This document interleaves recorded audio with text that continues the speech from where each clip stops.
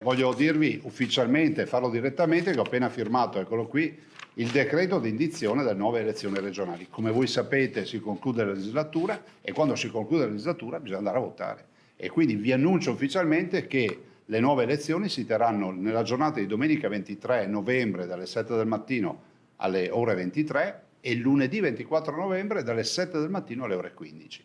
Per chi volesse candidarsi alla carica di consigliere o di presidente, le giornate per presentare le candidature e quindi le liste sono le giornate del 24 ottobre e del 25 ottobre.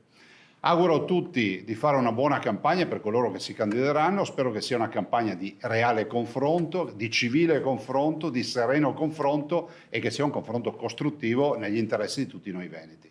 Per quanto riguarda noi veneti, io spero veramente che la nuova squadra che prenderà in mano questa regione e poi si affronterà questi prossimi 5 anni di governo sia una squadra che possa portare ancora più in alto il nostro Veneto. Quindi un ringraziamento a tutti voi, mi raccomando andate a votare.